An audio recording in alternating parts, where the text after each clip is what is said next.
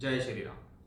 हिम्मत, जोश और साहस के कारक ग्रह मंगल देव राहु जैसे ग्रह, जिनको हम माया का ग्रह कहते हैं, वायु तत्व का ग्रह कहते हैं, उसके साथ मिलकर मीन राशि के अंदर गोचर करने जा रहे हैं दोनों ग्रह एक साथ। और शास्त्र के अनुसार मंगल और राहु की ये युति अंगारक दोष के नाम से जानी जाती है।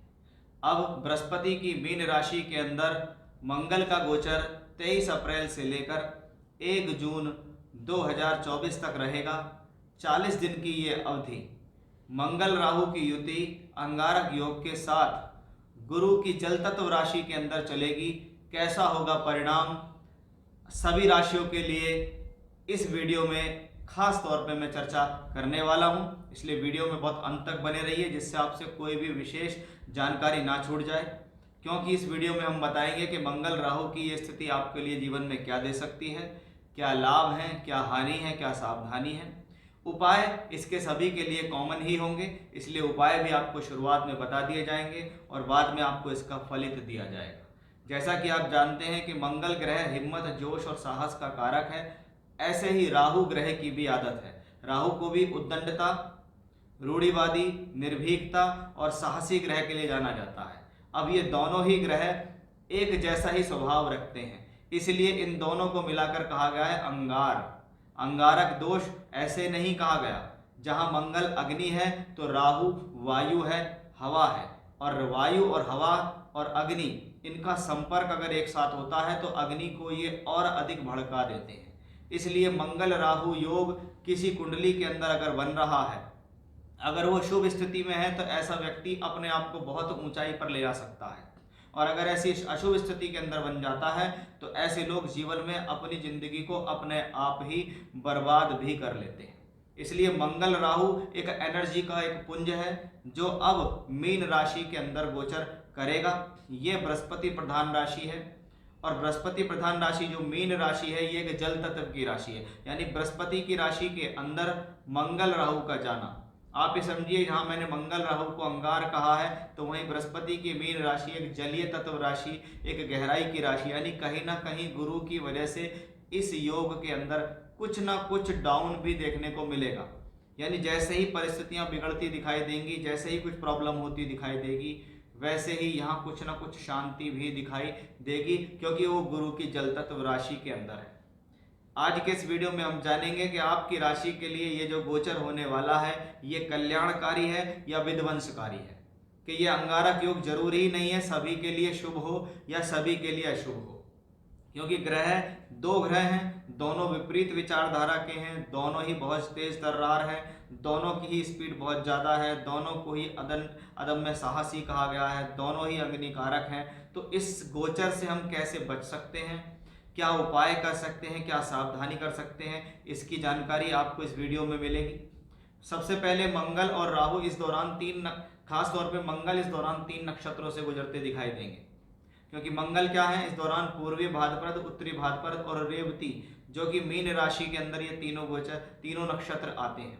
अगर आपको मंगल की दशा चल रही है तो आपका प्रभाव ज़्यादा है, क्योंकि वे गुरु की राशि में गोचर हो रहा है, राहु इसके साथ है, तो मंगल गुरु या राहु से संबंधित दशा अंतर प्रत्यंतर है, तो आपके ऊपर इस गोचर का प्रभाव ज़्यादा होगा।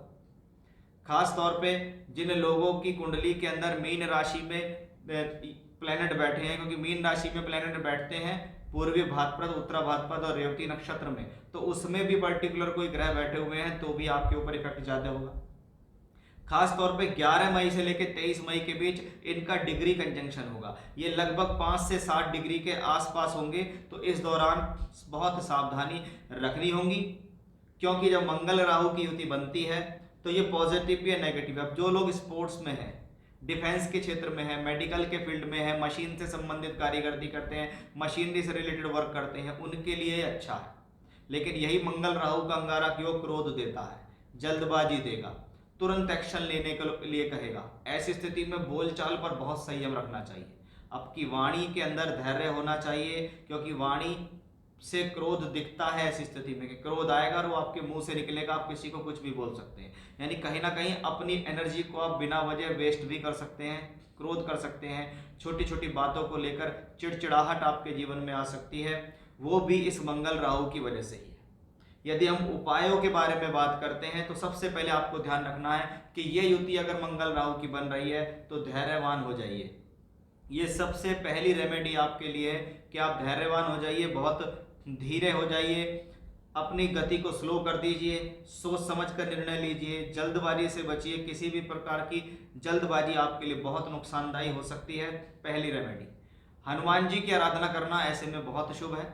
किसी भी प्रकार से आप सामान्य तौर पर हनुमान चालीसा का भी पाठ करते हैं तो अच्छा है। शिव जी की आराधना करनी ऐसी स्थिति में बहुत बेहतर है। आप शिवलिंग पर जल चढ़ाएं, रुद्राष्टकम का पाठ करें, ओम नमः शिवाय के मंत्र का जाप करें, मेडिटेशन करें, ये आपके लिए बहुत ज़्यादा फायदेमंद है। और ऐसी स्थिति में आसपास का जो वातावरण है वो डार्क होने से बचें। खास तौर पे अगर व्यक्ति डार्क कपड़े पहनना पसंद करते हो आप, तो इस दौरान किसी भी प्रकार का डार्क कलर का कपड़ा ना पहने, कोशिश करें लाइट से लाइट पहने। भाई नीचे अगर आप किसी प्रकार की जीन्स या पैंट पहनते तो वो डार्क हो सकती है, लेकिन ऊपर का आवरण लाइट ही होना चाहिए। इस बात का ध्यान आपको विशेष तौर पे रखना होगा। अब आइए देखते हैं कर्क राशि के जातकों के लिए ये गोचर कैसा रहेगा।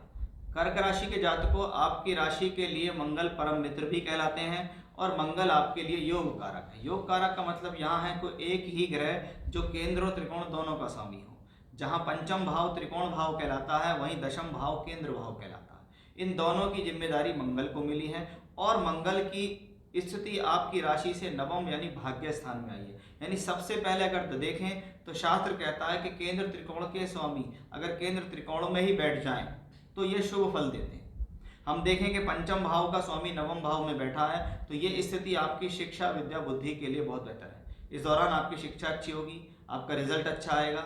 इस दौरान आप अच्छी एनर्जी से काम करेंगे, आपकी बुद्धि अच्छी काम करेगी, आपके निर्णय अच्छे काम करेंगे, आपकी संतान आपके लिए सहयोगी होगी, संतान आपको सहयोग करेगी। ये हमें कहाँ से लगता है? पंचम भाव से पता लगता है कि पंचम का स्वामी नवम में है तो धर्म कर्म की बातें या धर्म के कार्य या धार्मिक यात्राओं से भी लाभ मिलता है, क्योंकि मंगल नवम भाव में बैठकर 12वें घर को दृष्टि देते हैं और 12वां घर भी कहीं ना कहीं यात्राओं का ही है। यानी ऐसी स्थिति में आप किसी न किसी प्रकार की यात्रा में इन्वॉल्व हो सकते हैं। आपको कोई यात्रा करने को मिल सकती है, हो सकता है दौरान कोई धार्मिक यात्रा आपको मिले, आप किसी धार्मिक स्थान के दर्शन करने के लिए जाएं, वो भी हमें इसी कॉम्बिनेशन से पता लगता है। क्योंकि मंगल दशम भाव का मालिक होकर नवम में है, इसलिए ये कर्म कार्य क्षेत्र के लिए उचित है, क्योंकि केंद्र का मालिक त्रिकोण में गया है। यानी नौकरी कर रहे हैं, व्यापार कर रहे हैं, ये समय उसमें राइज करने के लिए अच्छा है। लेकिन यहाँ फिर भी अगर हम देखें तो 10वें भाव से 12वें स्थान में मंगल गया है। यानी यहाँ भी देखें तो 10वें से 12वां और यह 9वें घर से बैठकर देख रहा है 12वें घर को। इसका मतलब सीधा सीधा ये है कि कहीं ना कहीं ये कॉम्बिनेशन कुछ यात्राओं से फायदा देने के लिए दिखता है। क्योंकि आप इसको फिर से समझ लीजिए कि मंगल 9वें घर से बैठ के 12वें को देखता है, मंगल दशम का स्वामी होकर अपने से 12वें में बैठा है, मंगल नवम से बैठकर तीसरे को देखता है। अब 3 12 9 का संबंध अगर बनता है तो ये यात्राओं से सफलता का योग दिखाई देता है। इस दौरान प्रोफेशनली कोई भी यात्रा करने का मौका ना छोड़ें, क्योंकि ये आपके करियर के लिए राइज देने वाला समय होगा। यह आपके जीवन में आपको ऊपर उठाने वाला समय होगा, यह आपके जीवन में एक बेहतरी का समय होगा। क्योंकि ये मंगल राहु की युति कहाँ बन रही है? 9th हाउस में। इस मंगल राहु की युति में सिर्फ एक ही चीज़ है जो मैंने आपको इंट्रोडक्शन में बताई भी थी कि जितना ज़्यादा पेशेंस रखेंगे, जितना ज़्यादा धैर्य रखेंगे, उतना ज़्यादा आपके लिए ये समय अनुकूल रहेगा। अदरवाइज 9th हाउस में मंगल राहु की युति है, कोई खराब नहीं है, क्योंकि ये बृहस्पति की राशि है। बृहस्पति 1 मई को राशि परिवर्तन करके आपकी राशि से एकादश भाव यानी देखा जाए तो वृषभ राशि में पहुंच जाएंगे। यानी जिसकी राशि में ग्रह है मंगल राहु, वो ग्रह भी शुभ अवस्था में बैठ गया। इसका मतलब मंगल भरपूर रूप से पंचम भाव और दशम भाव के रिजल्ट देंगे, यात्राओं से फायदा देंगे, धन देंगे, प्रोफेशनल लाइफ को बेहतर करेंगे। यानी कर्क राशि के जातकों के लिए ये स्थिति बेहद खास है, शुभ है। इस मंगल राहु की स्थिति को आप कल्याणकारी युति मान सकते हैं, इसमें कोई भी संदेह नहीं है। जय श्री राम।